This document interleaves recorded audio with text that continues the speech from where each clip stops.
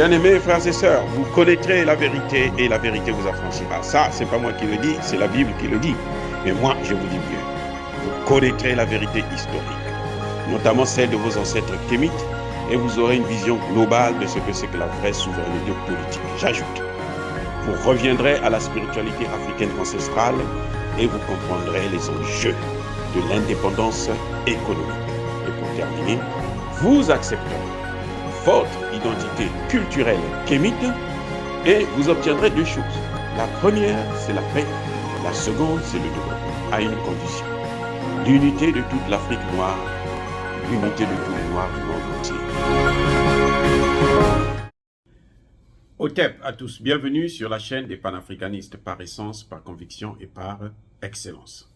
Celle des citoyens kémites par nécessité et obligation de combat. Nous sommes une chaîne qui n'est guidée que par nos ancêtres et rien que par les ancêtres qui appartiennent à l'égrégore du monde noir. Par conséquent, nous ne croyons en aucun Dieu venu de l'étranger. Toutefois, cette vidéo n'est aucunement destinée à inciter à la haine ou à la violence, car nous menons un combat qui est d'abord et avant tout spirituel, intellectuel et démocratique. Ensuite, il est politique, géopolitique et géostratégique. Contre l'impérialisme, le colonialisme, le néocolonialisme et l'endocolonat, qui sont tous qualifiés de crimes contre l'humanité. Nous menons ce combat sur la base du principe fondamental que nous avons hérité de nos ancêtres kémites, qui est celui de la Mahat, c'est-à-dire solidarité, vérité et justice. Vous êtes donc en droit de connaître la vérité. Et nous avons l'obligation de vous dire la vérité, afin que justice soit rendue au continent africain. Et ça, c'est notre modeste contribution dans cette noble lutte en faveur de la souveraineté, la dignité, la solidarité et l'unité africaine. Ça, c'est exactement ce que nous appelons le panafricanisme. Bien-aimés frères et sœurs, le ministre Blé Goudé s'agite toujours. Il s'agite trop. Il veut même aller aux élections dès demain, quoi. Il se croit déjà être président de la République. Et il fait des déclarations tapageuses. Il est allé voir le ministre de la Réconciliation du gouvernement de Alassane Ouattara. Et il n'a pas eu mieux à discuter que d'aller demander pardon aux victimes. Ah, mon Dieu. C'est-à-dire que c'est une façon de se moquer des victimes. Une fois de plus, en fait, il se moque des victimes. Il avait dit que pour le respect des victimes, il va rentrer dans la sobriété. Ça n'a pas été la sobriété, ça a été le triomphalisme. Ça, c'est le premier mensonge. Première insulte. Deuxième insulte, M. Blé Goudé vient demander pardon aux victimes, alors qu'il a été blanchi à la Cour pénale internationale. On l'a envoyé à la Cour pénale internationale, c'était pour ça. Hein. C'est-à-dire que je ne comprends pas. C'est tellement mesquin, ridicule, qu'il me manque des mots pour qualifier ce comportement. Monsieur Blé Goudé est allé à la Cour pénale internationale pour répondre de la mort de tous ces gens, toutes ces victimes, des blessés et ainsi de suite. Il s'est avéré que la Cour pénale internationale a mené des enquêtes, a interrogé les gens, des témoignages, plusieurs témoins. Plus de 800 témoins sont passés à la barre. Monsieur Blé Goudé a été reconnu non coupable. Il vient, il demande pardon. On vous a tué là, pardonnez-moi, parce qu'on vous a tué. Insulte. Non, soyons sérieux. C'est comme si Blé Goudé était en train de dire aux parents de victimes que bon, écoutez, on a tué vos parents, c'est fini, c'est pas grave, ils sont déjà morts, vous les avez enterrés, ça suffit, taisez-vous, vous pouvez oublier ça. Nous, on va aller aux élections maintenant pour qu'on puisse m'élire président. Venez m'acclamer. En fait, c'est ça. Vous avez des mauvaises langues qui vont dire que Laurent Gbagbo est venu, il n'a pas demandé pardon. Mais bien sûr, vous êtes président de la République. Regardez, aujourd'hui là, le Togo est menacé, attaqué. Il est très attaqué actuellement par les terroristes. Il n'y a pas longtemps, dans la ville de Tiwoli, ils ont tué plus de 10 militaires. Qui est le chef des armées? Qui est le président de la République? C'est Eyadema. Maintenant, vous allez voir Eyadema venir dire aux victimes, aux parents des victimes, je vous demande pardon parce que vos enfants sont morts. Non, ce n'est pas son rôle. Son rôle, même si c'est lui le chef, c'est pendant sa présidence qu'on les tue comme ça, son rôle, c'est de donner tous les moyens, mettre tous les moyens en jeu pour pouvoir sauver ces gens. Mais vous le savez très bien, à l'impossible, nul n'est tenu. Il est responsable si on lui dit, comme aujourd'hui au Burkina Faso, on dit au Burkina Faso, écoute, fais partir les 300 militaires de Sabre, les Français là, qui sont des criminels, et puis tu fais venir les Russes qui vont nous apporter des armes, et puis nous on va combattre le terrorisme. Ils refusent. Là, quand les gens meurent, on va se tourner vers nous, mais toi on t'a dit, nous on n'est pas équipés, on veut l'équipement, donne-nous l'équipement, nous on va aller se battre, où est ton problème? Voilà la responsabilité. Mais à partir du moment où la population, les militaires disent que nous on n'est pas équipés, donnez-nous les armes. Le président prend les armes, il dit, tenez. Ils prennent les armes, ils vont là-bas, et ils n'arrivent pas à combattre le terrorisme, ils se font massacrer. Le président n'est plus responsable. Parce qu'il est tenu par les moyens. C'est-à-dire qu'il est obligé de mettre les moyens en jeu, mais il n'est pas obligé. Il n'est pas responsable du résultat. C'est comme aujourd'hui, au Congo démocratique, on dit à Tshisekedi, écoute, tu ne peux pas combattre les terroristes avec ceux qui arment les terroristes. Donc toi, tu vas de l'autre côté pour prendre des armes et venir combattre les terroristes. Tshisekedi refuse. Là, il est responsable des morts. Parce qu'il n'a pas donné les moyens. Il n'a pas mis les moyens à disposition. Lui, ce qui l'intéresse, c'est augmenter les salaires des députés, c'est promettre aux gens qu'il va créer des milliardaires au Congo démocratique. Et ceux-là aussi se taisent au lieu de voir le problème du pays qui est en train d'être morcelé. Donc, le président Gbagbo n'a pas besoin de demander pardon. Non, non. Le président Gbagbo a besoin de chercher à savoir qui est vraiment responsable de la mort. Puisque lui, il n'est pas reconnu coupable. Donc, il faut chercher à savoir qui a tué ces gens-là. Voilà la responsabilité du président Gbagbo. Voilà la responsabilité de Blé Goudé, que Blé Goudé n'évoque pas. Blé Goudé n'accuse pas. Vous savez, les hommes qui avaient entouré, les jeunes qui avaient entouré le palais présidentiel, qui avaient formé un bouclier humain, que la France est venue massacrer. Ces jeunes-là. Mais on attendait Blé Goudé venir dire au moins que, ah non, nous devons chercher à savoir au moins la responsabilité de la France.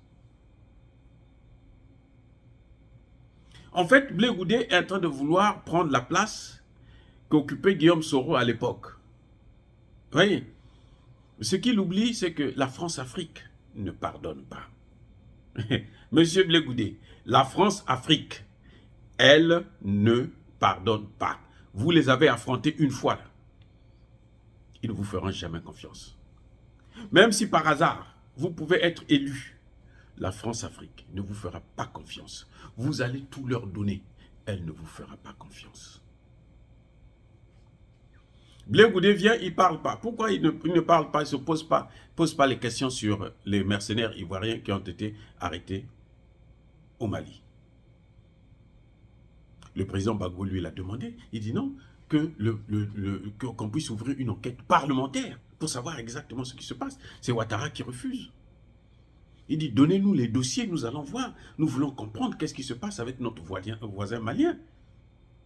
Eh oui, parce qu'on ne peut pas rester dans le conflit avec un frère. Non. Voilà la vraie réconciliation. Savoir la vérité et puis réconcilier. Il n'y a pas de réconciliation tant qu'il n'y a pas de vérité. Même si on prend l'argent, aujourd'hui Ouattara peut prendre l'argent, déverser aux familles, leur donner un peu d'argent, bon écoutez, taisez-vous. Mais un jour, tôt ou tard, les enfants de ces victimes-là vont se lever et vous dire, mais attendez, qu'est-ce qui s'est passé? Comment nous on a perdu nos parents? Comment j'ai perdu mon père? Comment j'ai perdu ma mère? Comment j'ai perdu ma soeur? Comment j'ai perdu mon frère? Voilà ce qui va se passer. On ne joue pas avec le pardon. Si Blé Goudé est devenu pasteur, qu'il ouvre une église et puis qu'il aille prier. Ce serait mieux. Et puis quand il parle là-bas, il parle du pardon, il évoque le pardon.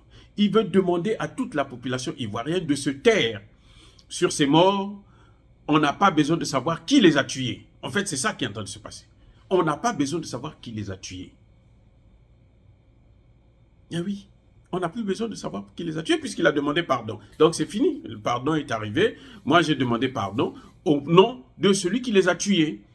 Mais quand on dit que c'est toi, il dit non, je ne suis pas l'auteur. D'ailleurs, il a dit, je demande pardon, ça ne veut pas dire que c'est moi qui suis l'auteur. Mais pourquoi tu demandes pardon? Pourquoi tu demandes pardon à la place de l'auteur? Nous, ce que nous voulons savoir, c'est l'auteur. Vous savez, une réconciliation, quand elle n'est pas faite sur des bases saines, elle va finir par ramener les mêmes événements sur le tapis. Et je répète, une réconciliation qui n'est pas faite sur des bases saines, elle finira par rebondir, par revenir au galop. Je prendrai l'exemple du Congo-Brazzaville, mon pays. Il y a eu la guerre civile en 1997. Elle s'est prolongée, il y a même des gens qui parlent de génocide dans le Pou. Il y a des intellectuels, des avocats qui disent qu'il y a eu génocide dans le Pou, dans le sud du pays. Quand les choses se sont stabilisées un peu, le président de la République a demandé en quelque sorte à pacifier, à réconcilier le pays. Mais vous savez quoi? Ce qu'ils disent en politique là, ça c'est la politique. En réalité, les Congolais sont divisés. Les nordistes et les sudistes sont divisés. Il n'y a rien à faire. Vous pouvez faire ce que vous voulez. Les nordistes et les sudistes sont divisés. Jusqu'à preuve de contraire, la plupart des postes importants sont occupés par des nordistes.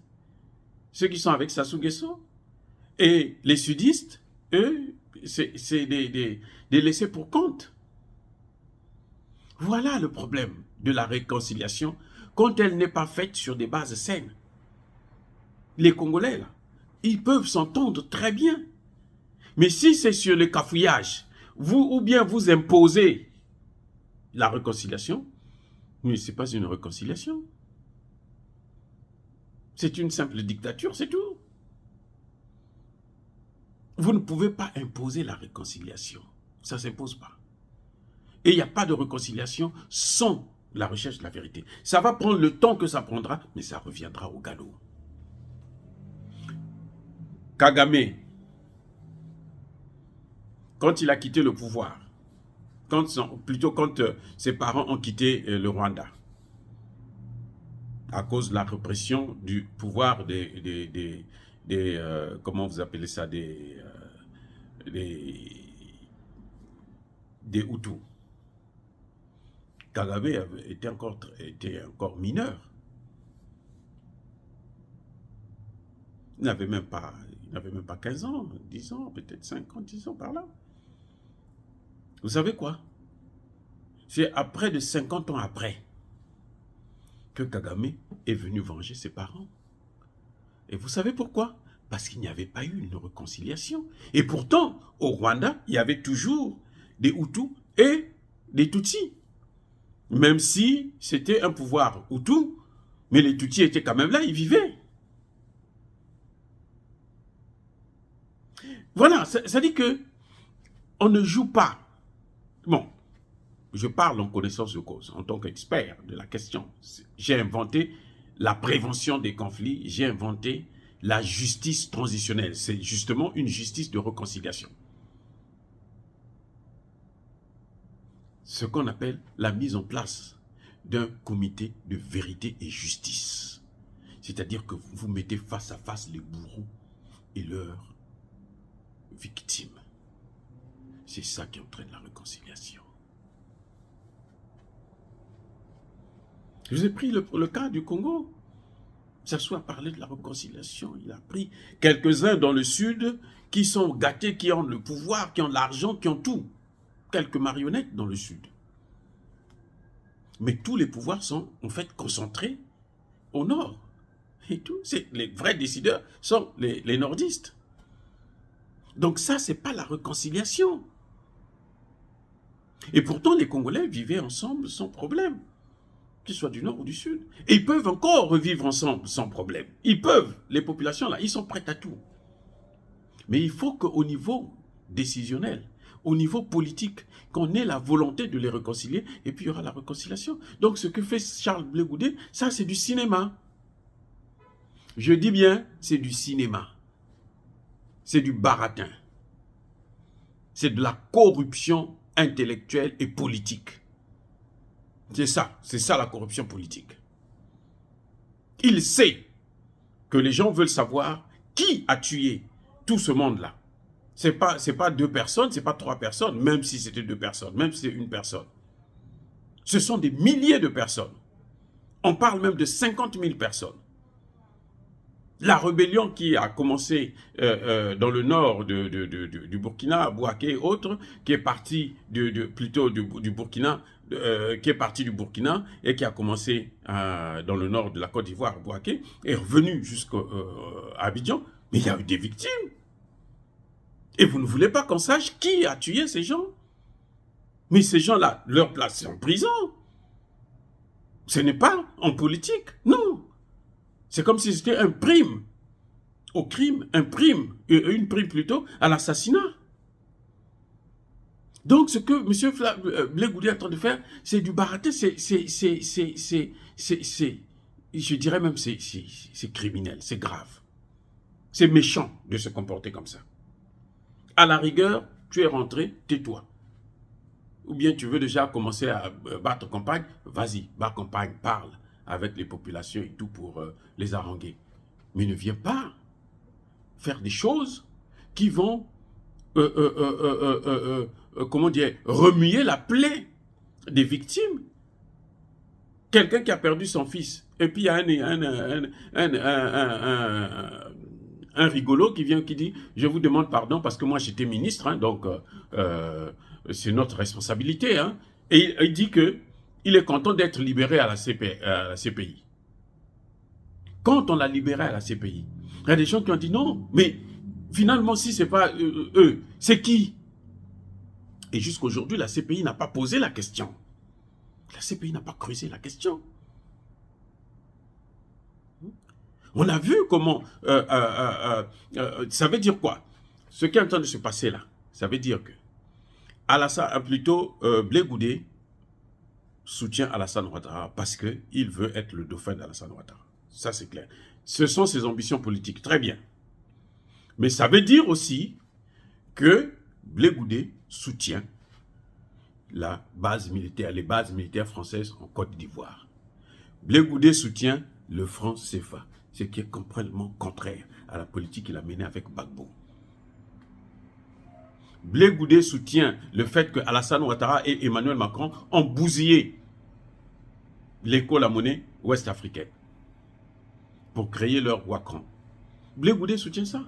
Ça veut dire aussi que s'il prend le pouvoir aujourd'hui, il va faire exactement la même politique que Alassane Dramane Ouattara. C'est-à-dire être le pays où va partir, que la France va utiliser, les États-Unis et autres, pour déstabiliser la sous-région. Comme Houphouët l'a fait.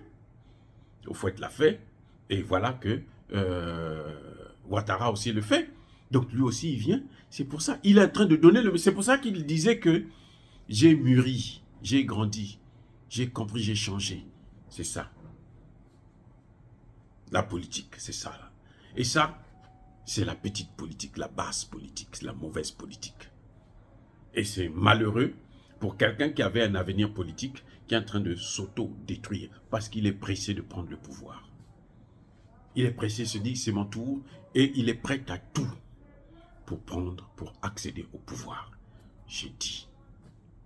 Oh, bien-aimés frères et sœurs, soyez bénis par le Dieu des Kémites.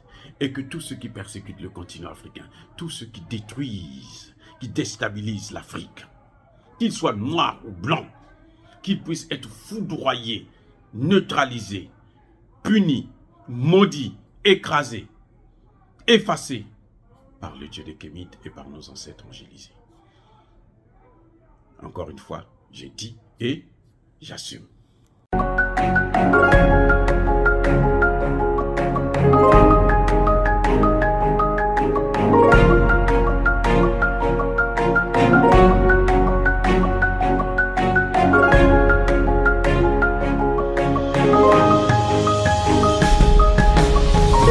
Eux, ils marchent par la foi et non par la vue.